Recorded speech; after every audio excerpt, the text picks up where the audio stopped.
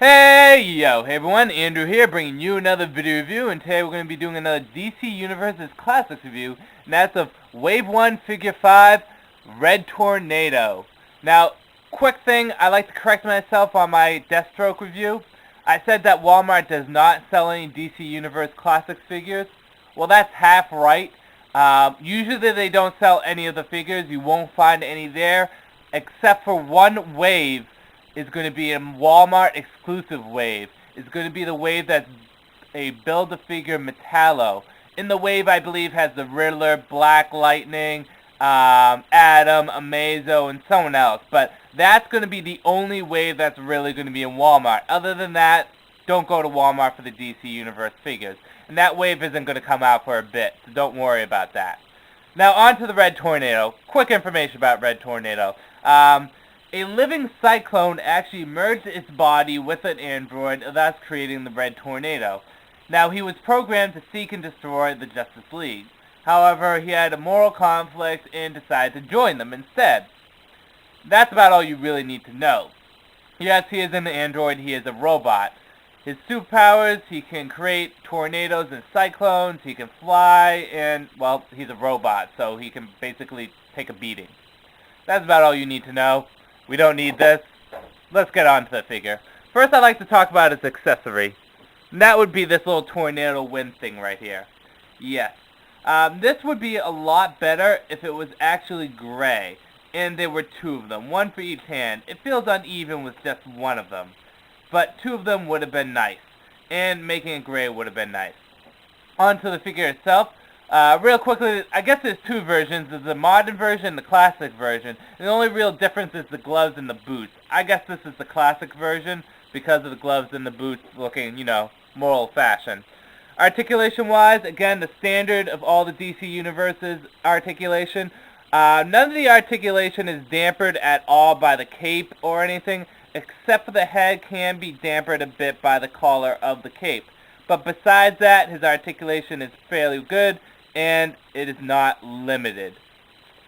With that said, let's go into my thoughts about the figure and my own personal opinions on whether you should buy it or not. Okay, here's Red Tornado in a pose. He's blowing away all the shit of the world. Actually, that's quite impossible. So anyways, let me just talk about my figure on a whole, my own personal figure. Now, a lot of people online have talking about how their DC Universe Classic figures have had some quality control issues. And my Red Tornado does. Now, this is one of the few figures that I actually bought online. I usually buy my figures, at a retail so I get to see if there's any issues with them. But him I had to buy online. And his quality control issues are in the yellow regions here on the chest, on the legs, and on the head. And even the hands.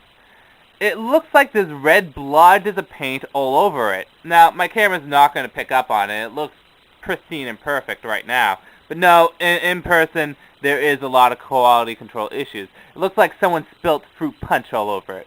I guess that's the best way I can describe it. So, as I'm going to review this figure, I'm going to try to review it from a perspective where I don't have these issues. Because that kind of gave me a bad first impression. Now, let's talk about Red Tornado's sculpt. His sculpt body-wise is very much similar to the Batman or the Superman red and blue sculpt, or the Orion sculpt. It's very a muscular sculpt, which is good. And the head sculpt is pretty nice too. Then again, he's a robot and he's bald, so I mean, really, how much effort can you put into the sculpt like that? Now, let's talk about color. Now, again, putting all my quality control issues aside, Red Tornado is primarily one color, and that is red. Now, I love red. It's my favorite color. However, too much of one color can harm a figure. Now, he does have the yellow to offset it a bit, and he does have that blue cape, but there is a lot of red. So you have to take care of that.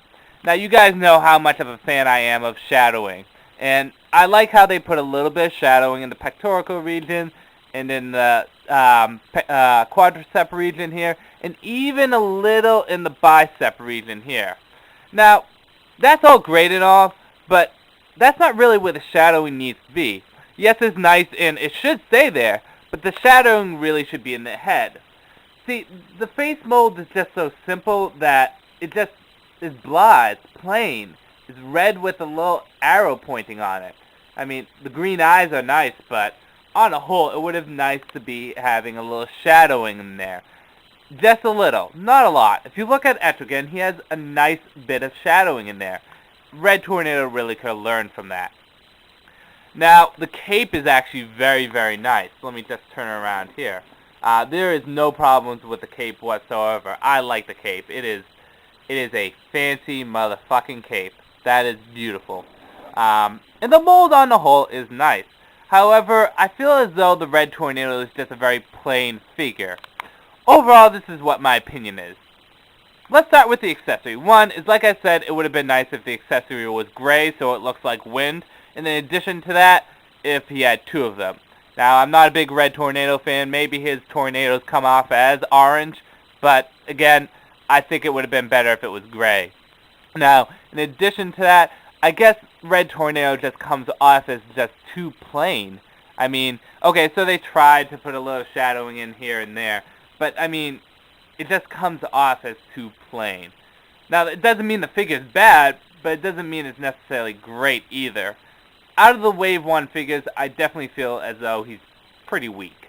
The Batman, Etrigan, and Orion figures definitely trump this figure. Actually, I would have to put him on the same par with the Penguin. Yeah, I know. Now, maybe I'm being a little too much of a cynic. Maybe I'm being a little too harsh on this guy. Probably it's because mine has quality control issues. But even without them, I think he still would just be a plain figure. The mold is nice. The sculpt is nice. I mean, look at it. It's a very muscular, nice sculpt. And the cape is very good. Despite the fact it does limit his head mobility, it is good. However, I still feel as though it's just too plain and mediocre and run-of-the-mill. It would have been nice if they added a little extra onto him. Again, an extra accessory on there. Or just something to make him stand out.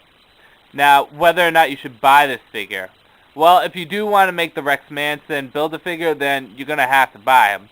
If you see him in stores, if you're a Red Tornado fan, yeah, pick him up. But, again, I have to put him on average. He's not horrible like Black Manta was, but he's not overly great. He's just plain and mediocre. But that's my opinion. Maybe your opinion will be different.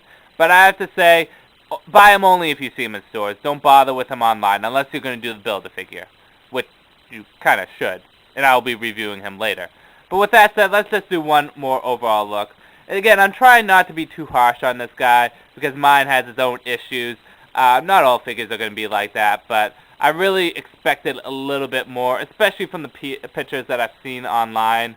I mean, again, he's a great mold, but I wouldn't go out of your way to buy him. I really wouldn't. He's definitely with Penguin as the weakest of the Wave 1. Okay, so that is a good look at him. With that said, I'm going to end the review here. This is Andrew saying peace out for now.